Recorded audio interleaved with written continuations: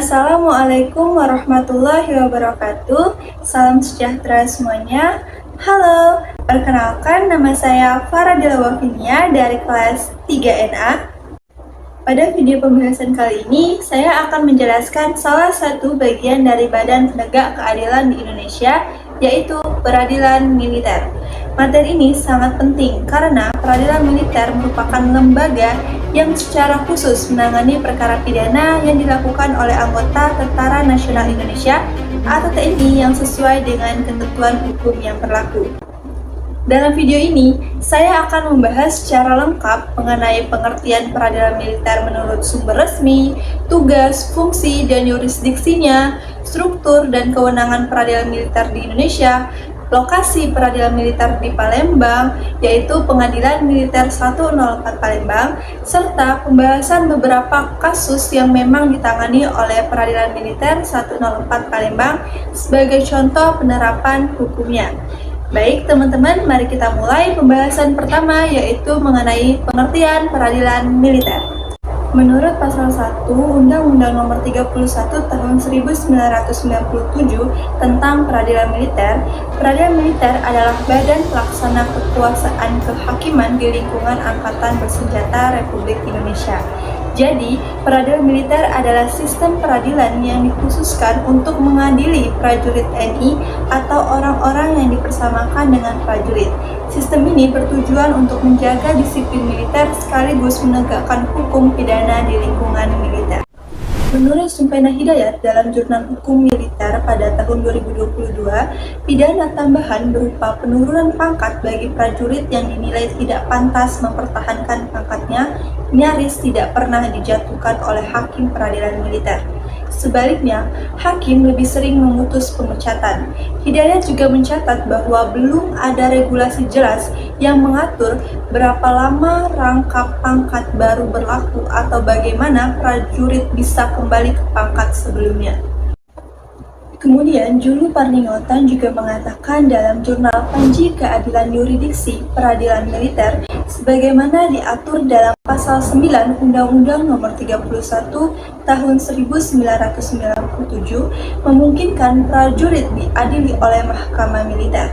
Namun, Parningotan berpendapat bahwa kewenangan ini sebaiknya dibatasi hanya untuk kejahatan militer agar tidak melanggar asas equality before the law, karena prajurit pun bagian dari warga negara yang sama. Selain itu, Wanda Syahputra pada tahun 2023 dalam Jurnal Hukum Militer menyatakan bahwa dalam situasi keadaan bahaya, kewenangan peradilan militer bisa diperluas untuk mengadili tidak hanya prajurit, tetapi juga mereka dari sipil jika lembaga sipil tidak dapat menjalankan fungsi hukumnya. Namun, walaupun kewenangan tambahan tersebut mungkin diperlukan dalam kondisi darurat, Syahputra juga menekankan bahwa harus ada pengawasan ketat, transparansi, dan mekanisme kontrol agar peradilan militer tetap berfungsi sebagai lembaga penegak keadilan, bukan alat represi. Alamat resmi Pengadilan Militer 104 Palembang tercantum dalam dokumen rencana strategis Pengadilan Militer 104 tahun 2020 sampai tahun 2024 dan rencana kinerja tahunan tahun 2025, yaitu di Komplek Ogan Permata Indah OPI, Jalan Gubernur H. Bastari, Jakabaring, Palembang, Sumatera Selatan. Dalam dokumen pemetaan personal dan kompetensi Pengadilan Militer 104 tahun 2024 dijelaskan bahwa Pengadilan Militer 104 berkedudukan di Kota Palembang dengan daerah hukum Provinsi Sumatera Selatan. Artinya, prajurit TNI yang berdinas atau melakukan pelanggaran hukum di wilayah Sumatera Selatan diperiksa dan diadili oleh Pengadilan Militer 104 Palembang. Informasi mengenai wilayah hukum ini konsisten dengan publikasi resmi Pengadilan Militer Tinggi 1 Medan dan Komisi Yudisial Republik Indonesia, serta diperkuat melalui sistem SIPP Pengadilan Militer 104 yang mencatat seluruh perkara prajurit dari wilayah Sumatera Selatan. Menurut Undang-Undang Nomor 31 Tahun 1997 tentang Peradilan Militer, peradilan militer ini memiliki tugas pokok untuk memeriksa, mengadili dan memutus tindak pidana yang dilakukan oleh prajurit TNI serta orang-orang yang dipersamakan dengan prajurit. Fungsi dari peradilan militer adalah menjaga kepastian hukum, disiplin militer, dan kehormatan prajurit, sekaligus menegakkan keadilan dalam korps militer, karena prajurit adalah bagian dari negara pertahanan. Untuk yurisdiksinya, Pasal 9 Undang-Undang Nomor 31 Tahun 1997 menyatakan bahwa Mahkamah Militer atau Pengadilan Militer berwenang mengadili mereka yang pada saat tindak pidana dilakukan adalah prajurit atau orang yang berdasarkan undang-undang dipersamakan dengan prajurit. Struktur peradilan militer di Indonesia dijelaskan secara resmi dalam Undang-Undang Nomor 31 Tahun 1997 tentang peradilan militer. Menurut Pasal 12, peradilan militer terdiri dari 4 tingkat. Yang pertama, pengadilan militer, pengadilan tingkat pertama yang mengadili prajurit berpangkat kapten ke bawah. Yang kedua, pengadilan militer tinggi, pengadilan tingkat banding dan juga berwenang mengadili perkara prajurit mayor ke atas di tingkat pertama. Yang ketiga, pengadilan militer utama, berfungsi seperti pengadilan kasasi dan melakukan pengawasan terhadap pengadilan militer di bawahnya. Dan yang keempat, pengadilan militer yang keempat, pengadilan militer pertempuran, pengadilan khusus yang hanya dibentuk bila terjadi operasi militer atau keadaan perang. Untuk kewenangannya, Pasal 9 Undang-Undang Nomor 31 Tahun 1997 menyatakan bahwa peradilan militer berwenang untuk memeriksa, mengadili, dan memutus perkara pidana yang dilakukan oleh prajurit TNI atau orang yang dipersamakan dengan prajurit. Artinya, teman-teman, setiap prajurit yang melakukan tindak pidana, baik tindak pidana umum maupun pelanggaran militer, akan diproses oleh pengadilan militer, bukan pengadilan umum. Alur penanganan perkara militer pada dasarnya mengikuti ketentuan dalam Undang-Undang Nomor 31 Tahun 1997 tentang peradilan militer serta prinsip KUHP yang diterapkan di lingkungan TNI. Secara umum, prosesnya ini terdiri dari 4 tahap utama. Yang pertama, tahap penyelidikan dan penyidikan. Penyidikan ini dilakukan oleh polisi militer. Polisi militer ini bertugas mengumpulkan bukti, melakukan pemeriksaan tempat kejadian perkara, memeriksa saksi, serta memeriksa prajurit yang diduga melakukan tindak pidana. Mekanisme ini mengikuti ketentuan KUHP yang disesuaikan dalam praktik kepolisian militer. Kedua, tahap penuntutan. Apabila berkas perkara dinyatakan lengkap, penyidik menyerahkannya kepada auditor militer.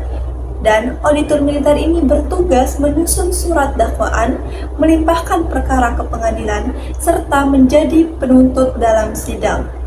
Kewenangan ini diatur secara eksplisit dalam Undang-Undang Nomor 31 Tahun 1997. Ketiga, tahap persidangan. Persidangan dilakukan di Pengadilan Militer 104 Palembang yang berada di Komplek Ogan Permata Indah OPI, Jakabaring. Proses persidangan ini berjalan mengikuti hukum acara pidana, mulai dari pembacaan dakwa, pemeriksaan saksi, pemeriksaan terdakwa, tuntutan auditor, pembelaan, hingga putusan majelis hakim. Pola-pola ini sesuai dengan ketentuan hukum acara dalam Undang-Undang Peradilan Militer yang mengacu pada struktur KUHP. Keempat, tahap eksekusi. Apabila putusan telah memperoleh kekuatan hukum tetap, pelaksanaan hukuman dilaksanakan sesuai ketentuan yang berlaku. Auditor militer berperan dalam mengawasi pelaksanaan putusan, baik berupa pidana penjara, pidana tambahan, maupun tindakan disiplin sesuai yang ditetapkan dalam putusan. Secara garis besar, teman-teman semuanya, rangkaian proses ini sesuai dengan pengaturan dalam Undang-Undang Nomor 31 Tahun 1997 dan praktik yang tercatat dalam perkara-perkara yang ditangani Pengadilan Militer 104 Palembang.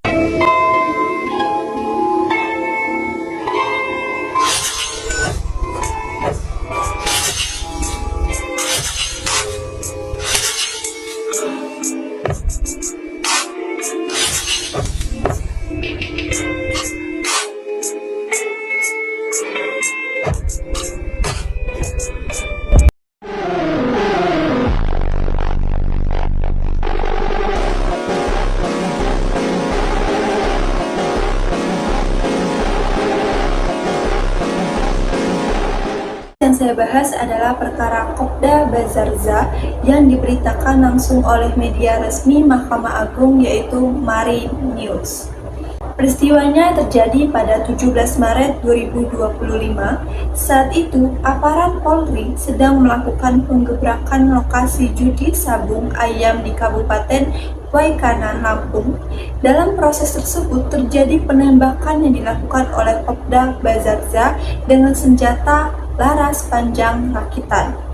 Akibatnya, 3 anggota Polri dilaporkan meninggal dunia. Setelah kejadian itu, aparat yang berwenang melakukan penyelidikan dan penahanan terhadap pelaku. Berkas perkara kemudian dilimpahkan kepada auditor militer untuk diproses sesuai hukum. Kasus ini kemudian didaftarkan dan disidangkan di Pengadilan Militer 104 Palembang. Seluruh proses persidangan, termasuk majelis hakim dan agenda sidangnya, tercatat dalam pemberitaan resmi Mahkamah Agung. Pada 11 Agustus 2025, Majelis Hakim Pengadilan Militer 104 menjatuhkan putusan pidana mati serta pemecatan dari dinas militer terhadap Kopda Bazarza. 4. Memidana terdakwa oleh karena itu dengan A. Pidana pokok, pidana mati. B. Pidana tambahan, dipecat dari dinas militer. Putusan ini juga dipublikasikan oleh Mari News sebagai portal berita resmi peradilan di bawah Mahkamah Agung. Itulah teman-teman ringkasan kronologi resmi sesuai laporan MA. Itulah teman-teman ringkasan kronologi resminya sesuai laporan Mahkamah Agung. Pengadilan Militer 104 Palembang menyediakan berbagai layanan publik untuk memastikan transparansi proses peradilan. Layanan tersebut seperti situs resmi pengadilan sebagai sumber informasi utama, sistem informasi penelusuran perkara atau SIPP yang digunakan untuk melihat data dan status perkara, serta direktori putusan Mahkamah Agung yang memuat salinan putusan final yang dapat diakses oleh masyarakat. Selain itu, beberapa pengadilan militer juga menyiarkan persidangan tertentu melalui layanan streaming sebagai bentuk akuntabilitas dan keterbukaan kepada publik. Jadi semuanya dapat disimpulkan bahwa peradilan militer adalah lembaga yang menangani proses hukum bagi prajurit TNI, mulai dari penyidikan, penuntutan, hingga persidangan sesuai Undang-Undang Nomor 31 Tahun 1997. Pengadilan Militer 104 Palembang berwenang mengadili prajurit yang berdinas di wilayah Sumatera Selatan melalui layanan seperti situs resmi, SIPP, dan direktori putusan Mahkamah Agung. Prosesnya tetap terbuka dan akuntabel. Dari contoh kasus yang dibahas tadi mengenai terdakwa Kopda Bazarza, terlihat bahwa peradilan militer bekerja dengan aturan yang jelas dan bertujuan menjaga disiplin, keadilan, dan kepercayaan publik. Baiklah semuanya, terima kasih sudah menonton video saya sampai akhir.